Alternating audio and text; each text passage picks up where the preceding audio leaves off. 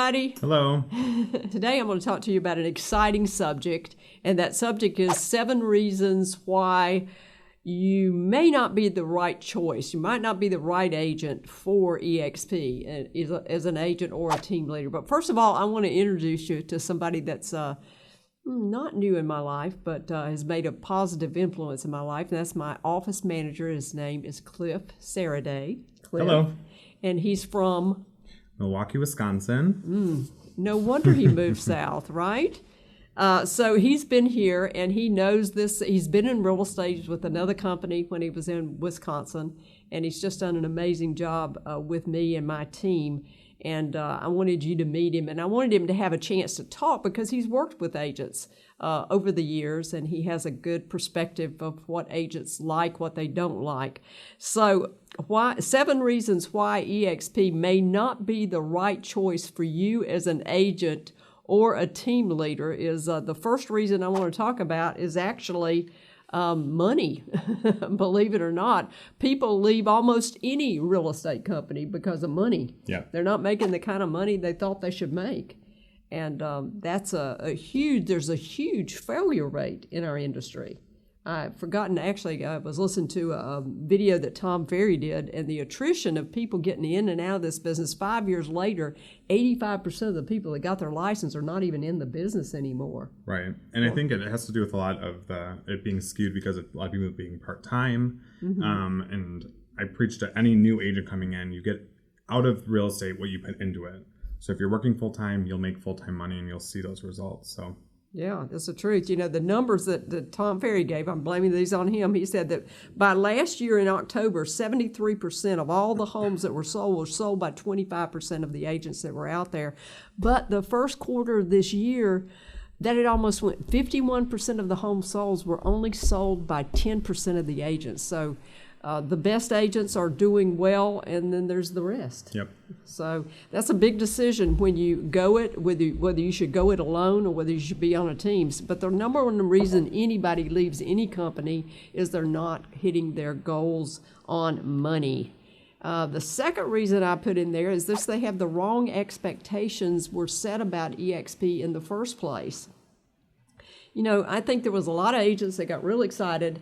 They oh, come over here, we'll get rich off rev share. Yep.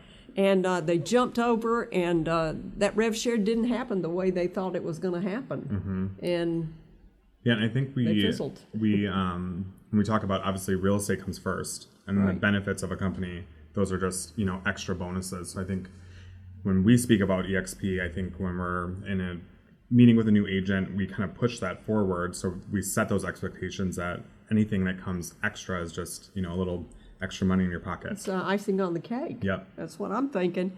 So they find out they just have incorrect expectations about the level of work that it's necessary to actually participate in rev share. There's only about, or sometime around 12% of the people that even participate. Yeah, I think it's even less than that. So it's just a mismatch between expectations and reality, folks. And dreams are great, but there's a whole lot of work that goes behind those dreams, and I can attest to that. It's important to be really clear about any company before you join any company, what's going to be expected of you. So I think that's a real important thing to do.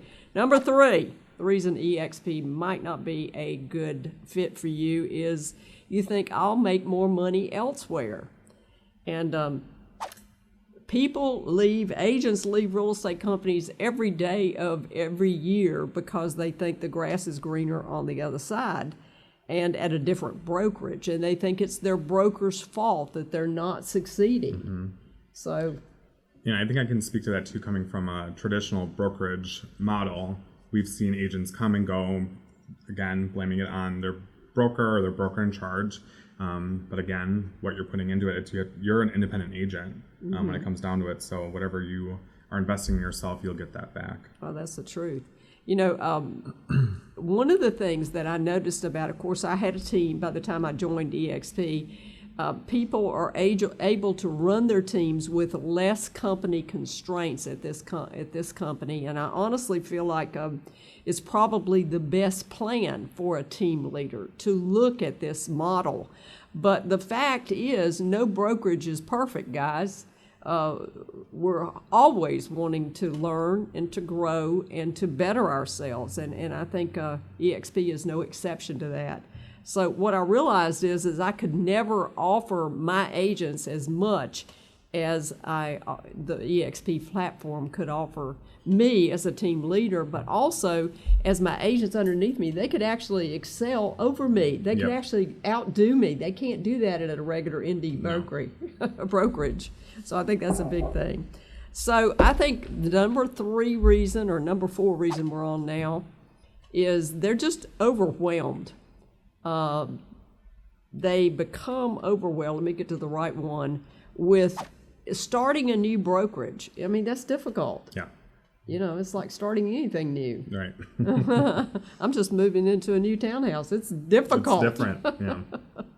So the first few weeks of learning, especially online, I mean, you've dealt with it. Yep. I think with that, EXP has a bunch of different programs that it is a learning curve. If you're coming from a brick and mortar brokerage where you're not getting that in-person broker, like a team lead right there, is they've kind of came in with 50 hours of training a week that you can, I tell all agents with EXP, all you could do is train if you wanted to for your whole career.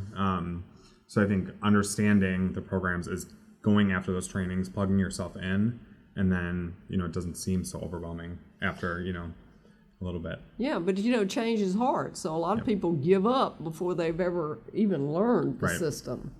And because it's just different. An online brokerage, a brokerage in the cloud is different than the brokerage that you're working with. So I think people are overwhelmed that they don't give themselves a time to change. So the number 5 reason I said an agent might not be the right fit for EXP is the agent decides they want to join a team after they've joined EXP. And the amazing thing to me is so many people join EXP online without contacting anybody as their sponsor. They just sign up and want to be successful overnight. And then they say, oh, well, maybe I should have joined a team. Right. Well, I think that, and you still have that option too. Coming on independent, like going into it blindly, I think is to me is the worst decision. Creating your tribe, connecting with a team lead who's been in the business, who can help guide you through those early steps in your career. Or if you're a seasoned agent coming from a different brokerage, it is a learning curve. So getting with a team right away, I think is the best decision someone could make. But even just being like our case, our expansion team, they're still able to have that independent feel, but still connect and plug into our team, a la carte and how they see fit. So yeah, it's because of the sponsor. They go online and they sign up to EXP, and they don't put anyone as their sponsor. They just like the model, what they've seen about it online. And when they don't choose somebody, they get just about nobody. They get what they chose.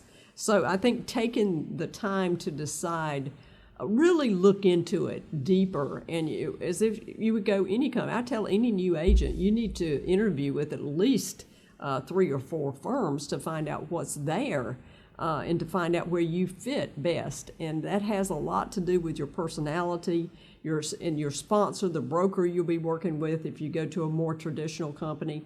It also has a lot to do with your ambition. So you got to decide where the future is, and it's hard when you've just come into an industry. Yeah, and especially with EXP, because I think it's so agent forward that it's giving the agent more responsibility to really take off and run not on their own necessarily, but they're going to get more rewards, but there's more work that comes into it. There's more work that comes into it. So there's no free lunch, as they told me once when I tried to get one. So know the people that you're going to work with and to decide beforehand if a team is best for you. I think that's a good decision to make before you get into real estate, period. And then, there's a lot of people, honestly, that are slowing down and getting on teams. Mm-hmm. And they've been in the business long enough to figure out, I don't want to do this part of this deal. I'd like to have a closing department. I'd like to have a listing department. And I'd like to be home at 5 o'clock. I've got to watch the next episode of whatever the desert island is Right. on this week, so I don't know. So, all right, number 6, guys. Number 6 is they just can't get behind a cloud brokerage. Why do you think it's so hard for people to get? It's different, I think. But You know, I think that it makes it more flexible for the agent. I mean, they're not tied down to anywhere. I think agents love, I can vacation whenever I want, and you can with EXP because you can be sitting on the beach and you have your whole brokerage on your phone and on your laptop. So you can really be anywhere and work and continue to grow your business. Yeah, I know. I think it takes a certain temperament and personality and skill set to succeed in EXP. I mean, it really takes I don't want to use those old-fashioned terms, but it takes a go-getter. It takes work ethic. And so just many people are not cut out for this type of work, period, because there's a lot of doctors' wives or professional wives that are in real estate and go have lunch and sell a few houses, but that's about their extent of doing it. So I know many team leaders that are successful as independent brokers with another brand, and they're just doing so well, and they think that they're happy, they're established. So the reason I made the switch is because I could never have gotten to the point to offer my agents all the benefits that this company offers an agent, because it actually partners with the agent. So I think about the many changes that have happened over the years, last 25 years. There's been a few changes. There's a change in the way I shop. There's a change in the way people use the telephone. Yep. So there were people that were left behind because they just didn't want to change. Right. But change is good. I imagine there were a lot of people that wanted to drive a horse and carriage after cars had been invented. Probably, yeah. And electric cars, everything is new. So there's my last one, guys. There is number 7 is what I say on, let me see if I can get it on the right frame for you. The agent never plugs in fully, and you've mentioned this, but I've seen it. It's just so easy to become disconnected in this business. Yes. Yeah, and I think especially with EXP, or actually in any traditional brokerage, I mean, when you were with Remax and my past brokerage, where you had agents that weren't showing up to trainings and they weren't plugging in, and you saw the difference in the agents who were plugging in versus the ones that weren't. And I mean, it pays off to plug in, especially with EXP, because it offers a endless supply of trainings and support. I know. So. And so that's the reason prior owners, I believe, and of course I've been in the business 30 plus years, 35 years, and I've seen the owners of other brokerages use competitiveness almost against us as agents to keep us kind of separated. And of course, EXP uses collaboration, which is a totally different tool. And I think it's a tool of the future to make our businesses better, a better outcome from the agent, but also a better outcome for the client. Absolutely. So I'm really excited about that. But so I think the reason people never plug in, or they decide not to plug into EXP, is they're just closed-minded altogether. And if you're really closed-minded to an opportunity, it's tough, because then the other side of that is they're either closed to the opportunity or they're looking for the easy button. It's never as easy as you thought it was going to be. It's always tougher, but the path less traveled usually yields the best benefit. So Absolutely. I think that's big. So I'll just leave you with a few thoughts. Whether you join EXP or not, whether it's the right brokerage for you, you should be open-minded enough to learn about the collaboration that this company offers. There's a lot of online collaboration that is training for the business of selling real estate. And honestly, I've learned more since I joined this company, just from the collaboration from teams I respect. I respect the way they're doing business. I respect the way they've structured their teams. So I think I would probably check it out just for that as a whole. So there's teams, plenty of them, that are doing better than me. And the thing about really, if you understand the difference between competition and collaboration, it's not about whether I'm beating you in sales or not. It's whether or not my sales are stronger than they were last year. Right. Or is my goal to work less and yield more? Whatever that is, my competition is with me, not with you, even though you're a pretty competitive guy. So at EXP or any other company, you can't have a dream of $1 million earning, a multi-million-dollar earning, and have a minimum wage work ethic. And I see that happen a lot in real estate. People get their license and then they stay home and watch TV. What's that about? Freedom. Freedom. I'm in real estate. Somebody will call me, right? So the people that join EXP and stay at EXP really have a big vision of where this company is going, and they have big dreams, but they also have one thing that is really, really important in business. And I would ask anybody out there listening right now, what big decisions did you do before you were 30, and you're still below 30, and then, that really changed your direction of your life? Can you point to any that were a risk? Moving to Raleigh. Moving to Raleigh, yeah, I think that's a huge risk. And you didn't have any family? No, you had a little bit of extended family. Yeah, I have extended family here, but moving, I think staying in the same field, but moving calibers, I knew the market was way different here, and but it's been a change for the best. Yes, it is. But a lot of people don't have the risk aptitude. They never made a big decision to change before they were 30. That's huge, by the way. Before they're 40, what did you do? What big risk did you take? Before they were, if you hadn't taken a big risk in your career or whatever, by the time you're 50, I'm saying it might be crickets for you. Maybe you can, you'll be level, but maybe never go to the dreams that you have inside of you. And I have big dreams inside of me, and not only for me, but for all the people that I work with. That's as important to me as my dreams and goals is that the people that work with me and I'm surrounded with have opportunity. So if you're like me and you want your people to have opportunity, check out a little bit more about what's available here. Thank you so much for spending this time with us. Any closing thoughts? I think we covered everything, but thank you guys for joining us today. Excited to be here. We'll be back, and I'll bring him too because he's a lot of fun. Thank you, guys. Have a great day.